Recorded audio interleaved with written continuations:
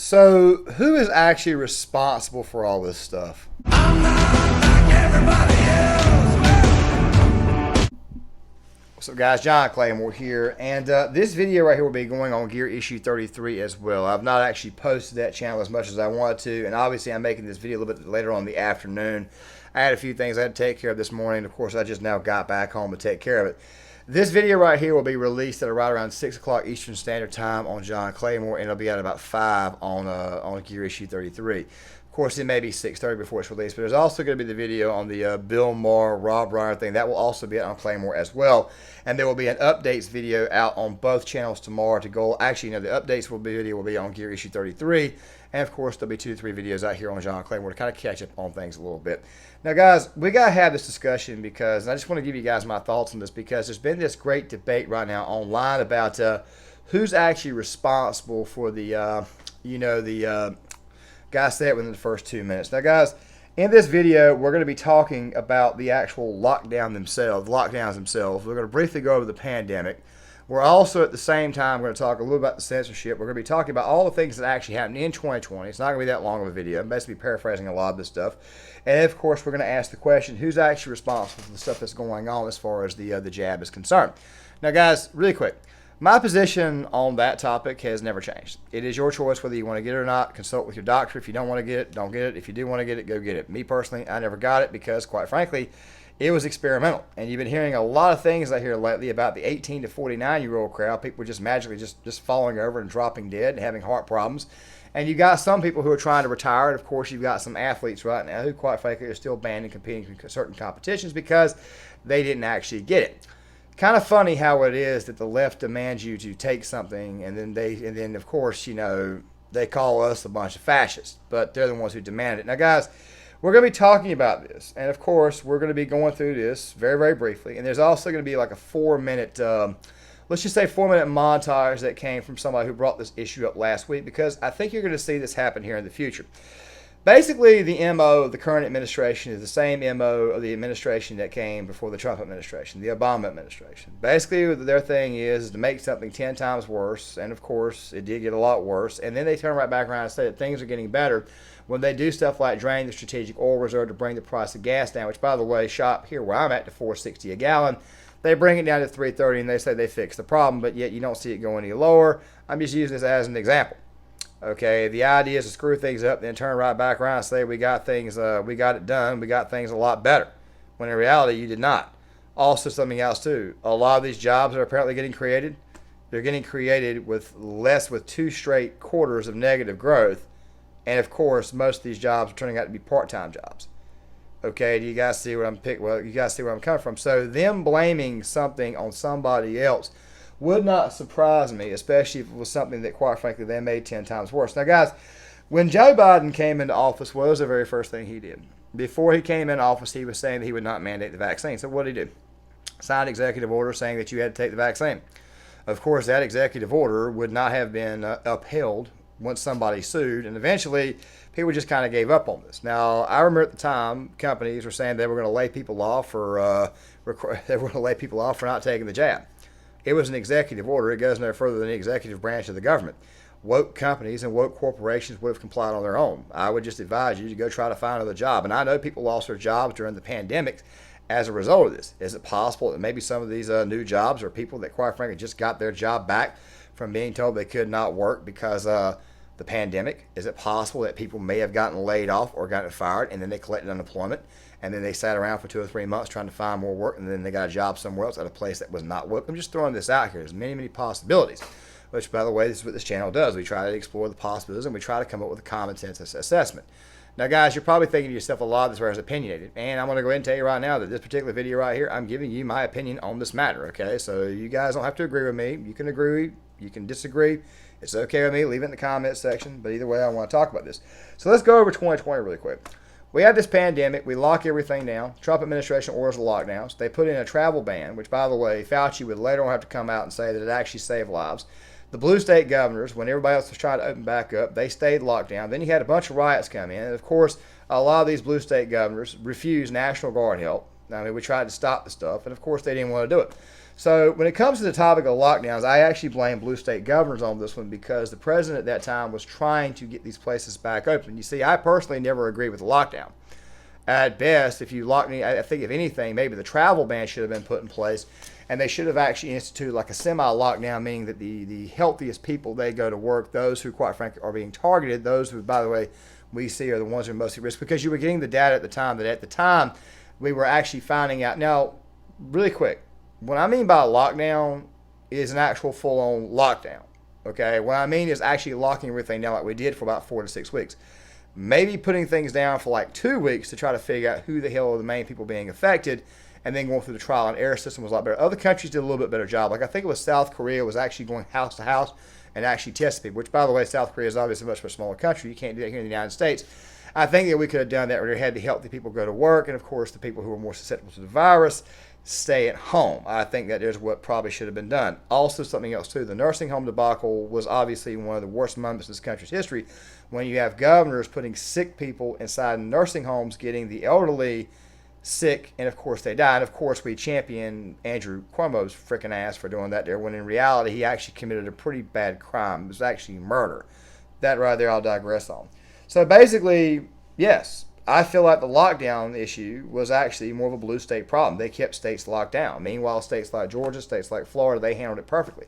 Kristi Noem in South Dakota, she handled it fine. Here in North Carolina, I got to criticize Roy Cooper, but I'm not criticizing Roy Cooper for locking the state down. I'm criticizing Roy Cooper for keeping the lockdowns on a lot longer than it should have been. This was some of the most jacked up lockdowns we ever had right here in the state of North Carolina. But we may do another video of that at a later date. Like I said, this was just go through these things very, very quickly. So then you had all these riots, and we already discussed how it was that we couldn't send National Guard in to fix the problem because blue state governors wanted the crap to continue to hurt the former president. This right here is what this thing was designed to do. It was designed to tell blue state voters, or people who were moderates in blue states or in purple states, to say, look, I got a Democrat governor. They're not going to work with the president. I'm just going to go ahead and go vote for Biden. Maybe we can get a break for like a year or two, and then we can vote Republican. I mean, it could have been all kinds of things, okay? Can't mention 2020 on the platform or else you will get banned. Now, the thing is this right here, and before we get to that clip, we want to talk about Operation Warp Speed. I know it took a little while for me to get there. But the thing about Operation Warp Speed is that I knew from the start in July, I was like, dude, there's no way in hell you're going to be able to get these vaccines. And if you do get these vaccines out, they're probably going to be bunk. Okay, well, lo and behold, what are we finding out? Okay, just going to throw that out there. And don't worry, we'll get to the section I came across last week. So he got the vaccines done, but of course they were also experimental. Something else, too, about the Trump administration is that he was telling people to take hydrochloroquine. He was telling people to take therapeutics. He was telling people to take any type of drug that they could, ivermectin, stuff like that right there, as therapeutics. The vaccine was not the end-all, be-all. Basically, what he was saying was, in the meantime, take this stuff until we get the vaccine, and guess what, if you still get sick, which, by the way, I personally think that they foresaw, they just didn't want to bring it up, he still told you to take the frickin' therapeutics. So I can't fault the man for getting a vaccine done, even if it was bunk, but yet he was telling you, look, man, in the meantime, take these therapeutics, okay? Which, by the way, is really the best way to go about things. I'm not a doctor, but in my experience, I would much rather just take the medication than take some type of experimental jab. By the way, like I said, guys, I never took the jab, so therefore I don't have to worry about it. I understand people took it, and I know it sounds a little bit unempathetic, but the fact of the matter is that when the Biden administration, they were basically telling you, you have to take this jab. And a lot of companies went along with this, and a lot of people lost their jobs that, quite frankly, they should not have lost their job. Like I said before, a lot of these people got laid off and lost their job because they refused to take it. Or maybe there was 90 days. You got 90 days to take it, or else you're going to lose your job. I'm not taking that thing. I'll take the layoff, I'll get the unemployment money, and I'll go find jobs first. That right there is probably going on. Not to mention the fact that a lot of jobs came back once the lockdowns actually ended. I mean, the blue states went out of their way to hurt the previous administration, and they made this problem 10 times worse. So, yes, I think right now at this point in time, I don't think you can fault somebody for making it. Now, what you can fault someone for is the actual rollout itself. Maybe you can fault somebody for trying to force it upon you and creating the bullshit laws that came out. But here's the thing, guys, and of course, this right here is where we enter the second half of this video. YouTube did a lot of censorship. YouTube did a lot of very, very weird things. There was certain things you just could not say. Now, last week, I came across Tim Cast, and of course, what he's about to say does not surprise me at all because it is very, very much the MO of the current administration, which really, in a lot of ways, is just an extension of the Obama administration. Let's go ahead and roll this. Doesn't prevent infection. Dr. Birx came out and gave a quote where she said that she always knew it wasn't going to stop infection. She always knew, and people believe it. No. She said it was one of the greatest weapons against infection. That's what she said. Wow. The context is changing. Once the context sufficiently changes, and YouTube didn't make an announcement about these rule changes. I only just noticed this. They didn't make an announcement, or as far as I can tell, there was no announcement. Once the context changes, I believe that it will be reasonable to suggest in the future they may turn completely on the vaccines as we approach 2024 and Donald Trump's running for office, and then say Trump was the one who forced these things through and forced them on the American people, even though it was Democrats who issued all of the mandates. But you see it changing here in real time. You see the craziest thing about this, okay? Because again, I'm not here to make any scientific or medical assertions. I can only show you what YouTube is saying. Here's some crazy things.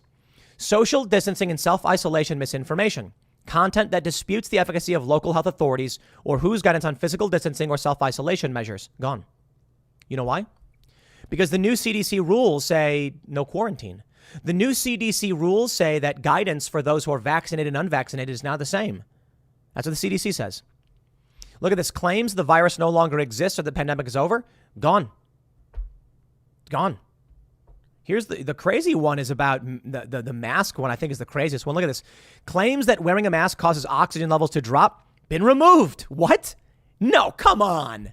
I'm sorry. I still do not believe that masks reduce oxygen levels. I mean, look, if you're running full speed and exercising and wearing a mask, I can certainly understand why that would be problematic. But they've removed that. Okay. Claims that masks cause lung cancer or brain damage. That's been removed. You're allowed to say that, YouTube? What? Claims that wearing a mask gives you COVID-19. What? That was a rule in January. No longer a rule on YouTube. You can claim that? That's ridiculous. This is crazy. Where are they going with this, YouTube? YouTube, by what standard are you saying it is okay for people to make those claims? Weird. All right, here's another one. Claims the COVID-19 vaccine will kill people who receive it. Claims that COVID-19 vaccines kill people who receive them. So they changed the language, but still, you can't say that. All right, here's one. Claims that COVID-19 vaccines are not effective in preventing the spread of COVID-19. Gone. It's just gone. Well, okay. Interesting. I should have done this in the first place. We had on the Florida Surgeon General, and he made statements about masks. We pulled up a story from USC and UCLA saying that the mask mandates effectively did nothing. It was like a 1% overall reduction in seroprevalence. And then I told him, this is Joe Latipo. I was like, yeah, YouTube bans this. They might hit us for this. And so I was like, here, I pulled it up. And all of a sudden I'm like, wait a minute. Masks didn't even appear at all in the rules. So I tweeted about it. Got 6,000 retweets. People were like, whoa. Today, when I saw the story about Trump and how they're trying to make it look bad or whatever, I was like, get out of here. What is this? Well, they're claiming Trump. What? So I did a comparison. Sure enough, there's a bunch of things that have been changed. Well, here's Alex Jones. This is from Changing America, thehill.com. Alex Jones blasts Trump as dumbass over vaccines. Alex Jones slammed former President Trump after he encouraged people to get vaccinated. He says, at least you're going to get some good Republicans elected, and we like you. But my God, maybe you're not that bright, Jones added. Well, Alex Jones recently endorsed Ron DeSantis. He called Donald Trump pig-headed. This is the crazy thing. I don't think Trump is right. Look, I'm not going to tell you what vaccines do or don't do. I'm going to tell you go to talk to a doctor. But Donald Trump coming out, This right here is a political ploy. Let me go ahead and break this down for you guys. And I know it's a lot to kind of go through, but make sure you guys hear me out. Go back to what I said at the beginning of the video. These people will make a problem 10 times worse, cut half the problem, or fix half the problem, which, by the way, they haven't. Price of gas has gone down, but everything else is going up in price. They will then screw things up, make it 10 times worse, then tell the American people that they fixed the problem, when most people with common sense realize they did not fix the problem. So the Democratic Party blaming Donald Trump for the vaccines come 2024 after some bombshell revelations. This is not going to surprise me because this right here is who these people are. They create a problem, make it 10 times worse, and of course this happens. But by the way, though, the vast majority of working class people, guess what? They remember losing their job because of Biden's mandate. Which, by the way, it's not just Biden they should be mad with. They should be mad with the company that laid them off. Those companies did not have to go through with that actual mandate. They didn't have to go through that executive order. Remember, it's an executive order. It only goes beyond the executive branch of the government. And once somebody files a lawsuit against it, which, of course, people tried, the Supreme Court takes it up and says this is a violation of the Fourth Amendment. Believe it or not, it was actually a violation of Roe v. Wade because medical privacy was also included in that law, too. I'm just saying that this entire thing was completely unconstitutional and could not have actually gone through to begin with. Now, guys, there's one more thing, though, that needs to be discussed, and this right here is where I'm going to kind of end the video at. So, yes, I have already decided in the back of my mind that the previous administration is not who the hell is responsible for this crap. They basically told you didn't have to take it, and, of course, Donald Trump is going to tout this vaccine like he got it done. Anybody who knows Trump knows he's going to tout something, or however much he wants to, even though I think he should stop touting it. I think he should stop and say, well, look, man, maybe these vaccines were not a good idea. Maybe we should have taken a little while longer. Maybe we should have actually taken our time on this. Instead, he did not do that. Hopefully, he'll do that before he decides to run in 2023 or 2024. But the fact of the matter is, it's not the person who made the freaking vaccine that's actually responsible. It's the person who's actually trying to stick the crap in your blood and forcing you to do it. That is the person who's responsible.